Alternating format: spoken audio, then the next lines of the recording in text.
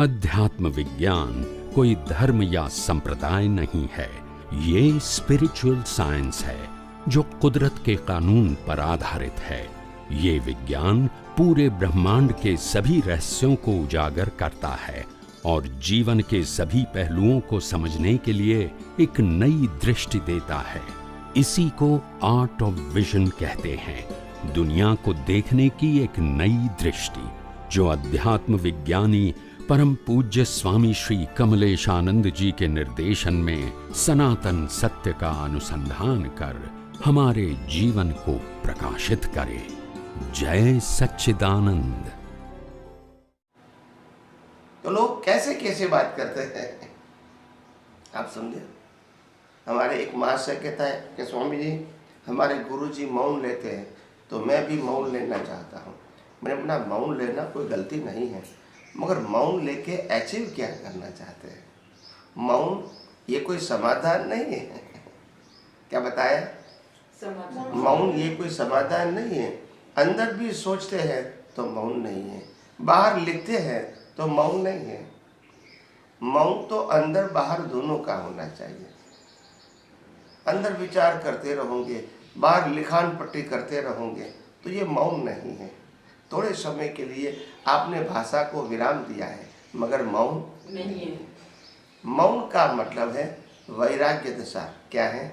वैराग्य दशा। जब संसार में कोई मोह ही नहीं है, कोई जगह सुख लगता ही नहीं है और आत्मा की खोज ही मेरा लक्ष्य है, तो ये मौन है। संसार की वैल्यू है, संसार में ये चाहिए वो चाहिए और फिर थोड़े समय के लिए बोलता नहीं हूँ, तो वो मौन की कोई कीमत नहीं है। आप समझे ना। तो इसीलिए कई लोग कहते कि स्वामी जी, मैं तो हर रोज 2, 3, 4 घंटे का मौन ले लेता हूँ ताकि घर में झंझट ही नहीं। मैंने कहा सोने के बाद 8-8 घंटा रोज अपने आप मौन करते हैं, बोलते नहीं हैं, बिना बाधा करते नहीं करते हैं, तो ये कोई नई बात थोड़ी है। अचीव क्या किया आपने? Achieve is important, action is not important. Purpose, हेतु, इंटेंशन क्या है, दैट इज इम्पोर्टेंट थिंग। तो कुछ भी हमारी क्रिया एक्शन के फॉर्म में नहीं होनी चाहिए। एक्शन के पीछे इंटेंशन क्या है, that is most important thing. Action के पीछे हमारी इंटरनल रिसर्च क्या है या रिसर्च की प्रोसेस क्या है, ये इम्पोर्टेंट है। तो इसीलिए जीवन में हम, कहीं लोग कहते हैं कि शांति प्राप्त करना है। मैंने कहा शांति वस्तु से दूर रहने से, व्यक्तियों से दूर रहने से शांति थोड़े समय मिलती है, ज़्यादा समय नहीं मिलती है। या तो व्यक्तियों के साथ रहकर, मौन रहकर भी समाधान थोड़े समय के लिए रहता है। हमको अपने जीवन में वास्तविकता को खुली आंखें समझना पड़ेगा कि मन वचन काया न हम है, न हमारा है और न ही उनके ऊपर हमारा कंट्रोल है। ये मन वचन काया कुदरत ने दिया है, कुदरत चलाता है और कुदरत ही इसका अंत लाता है। पैदा होते हैं तो माँ बाप भी सिलेक्ट कुदरत करती है। जीवन में जन्म मरण के हर संजोग कुदरत डिसाइड करती है और लास्ट में श्वास बंद भी कुदरत करती है।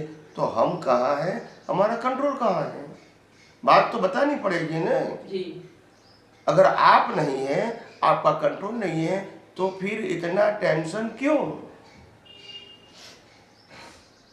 ये शरीर में कोई जगह आप नहीं है और आपका कंट्रोल भी नहीं है, फिर टेंशन क्यों?